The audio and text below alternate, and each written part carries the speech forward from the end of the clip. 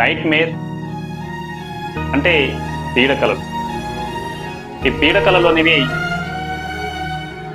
మన యొక్క మనసు పైన, జ్ఞాపక శక్తి పైన మరియు ఆలోచన విధానం పైన ఏ విధంగా ప్రభావాన్ని చూపిస్తాయి, దానివల్ల కలిగేటువంటి నష్టాలు, దానివల్ల కలిగేటువంటి ప్రభావం ఏ విధంగా ఉంటుంది అనే దాని విషయాన్ని మనం చూసినట్లయితే, ముఖ్యంగా మొదటగా ఒక 5 కాంపోనెంట్స్ అనేవి ఉంటాయి.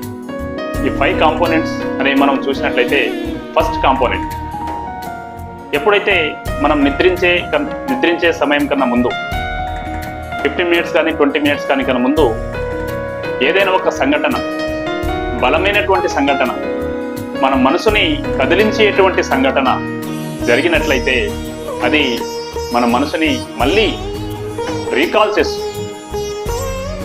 పడుకునే కన్నా ముందు ఒక 20 మినిట్స్ ముందు ఈ సంఘటన జరిగి మనం నిద్రించడానికి వెళ్ళినప్పుడు మన మనస్సు అనేది దాన్ని మళ్ళీ రీకాల్ చేయడానికి అవకాశం ఉంది. సెకండ్, మనలో ఆందోళన కలిగి ఉండడం.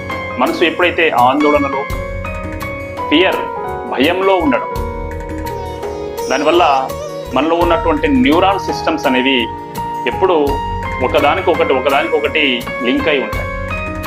అది ఒక రకమైనటువంటి భయాందోళనను కలిగించేటువంటి విషయాల్ని మన మనసులో ఎంతో కొంత నిక్షిప్తం చేస్తుంది.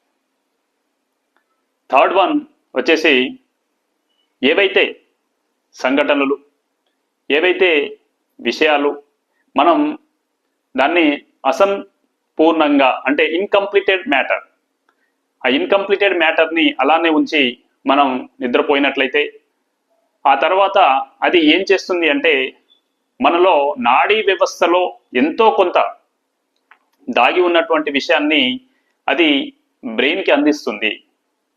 మనలో ఉన్నటువంటి నాడీ వ్యవస్థ, స్పైనల్ కార్డ్లో ఉన్న విషయాలు కూడా బ్రెయిన్ అనేది తీసుకుంటుంది.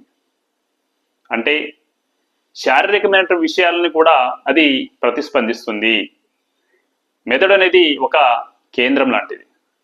మెదడు, బ్రెయిన్ అనేది మన మనసులో, మన శరీరంలో ఒక visionary and creativity and discriminated power house. అంటే ఇక్కడ మనిషి ఆలోచించేటువంటి విధానంలో ఒక విజనరీని, ఒక విజువల్స్ని మనకు తీసుకొస్తుంది. ఇలా తీసుకున్నటువంటి విజువల్స్ మనం నిద్రించే సమయంలో